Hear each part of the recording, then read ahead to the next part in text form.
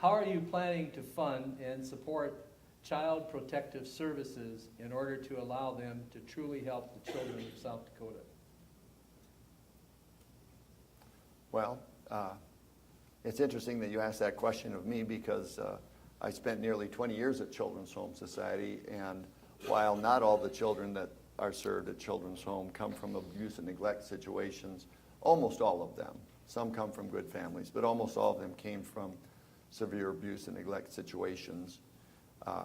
The challenge to a child protection worker is half of the world is angry with them because they're not investigating vigorously enough, and the other half of the world is angry with them because they're intruding into families and putting their nose in and suggesting that mom or dad is an abusive parent.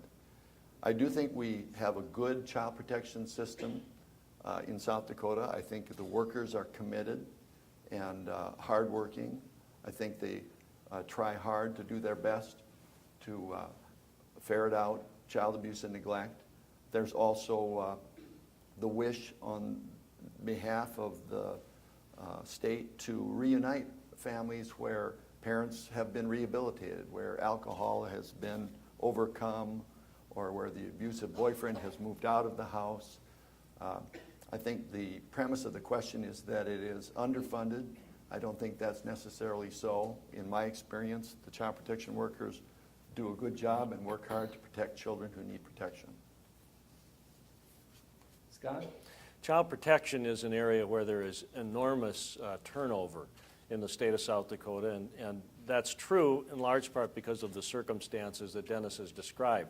You overlay a typical conflict that he described with, add in another element, a racial element, child protection workers on the reservation, and it's just extremely difficult to solve those problems.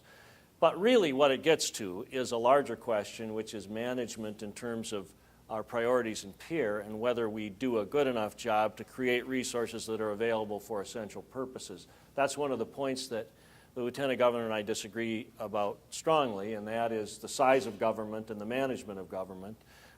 As Bob said in my introduction, I got back into politics because I saw what I regarded as mismanagement of our priorities in state government, a government that was swollen and growing dramatically at a time when it should be shrinking and our priorities should change, and they should be basically education and infrastructure and also Medicaid.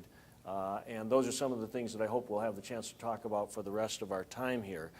I'm not sure that Dennis and I disagree, though, about the difficulty of child protection workers and the challenges they face in this state. Dennis, one minute for additional comment. Well, one of the points that Senator Heidepriem brought up is that government is swollen. What he's talking about is his claim that FTE growth has been unbounded in South Dakota. In fact, if you look at the FTE growth that has occurred in South Dakota, 65% of it has occurred at the higher education system. It's teachers, researchers, and our own students. Another 18% are occurring at our in our public protective systems, including child protection workers. 8% existed already, and they were not included in the count, and now are included in the count as they should be. 6% are at the Homestake Mine. That's 96% of the FTE growth. So if Senator Heidepriem feels that government has swollen beyond its bounds, then I believe he's saying that we should not have added teachers and researchers or students paid from grants. I think it's also noteworthy that over 70% of the dollars spent on these increased positions are not state tax dollars. Thank you, Dennis. Scott, Actually, what I'm talking about is the fact that as a state we've added a new employee every 48 hours, that the state's budget has swollen by 53% in 8 years, and that the number of state employees has gone from 12,900 to 14,465 in a state where the population has remained relatively static. That is a growth rate we cannot possibly sustain. It is interesting for me to hear the Lieutenant Governor defend that growth as if to say he intends to continue it, and in fact he does. If he's elected, you can plan on that growth continuing, and it's impossible for us to finance or grow our way out of that type of a arrow pointing straight up. the next governor of South Dakota, to be responsible, has got to get that arrow to point down so that we can reinvest dollars in education, kids in schools, and roads and bridges.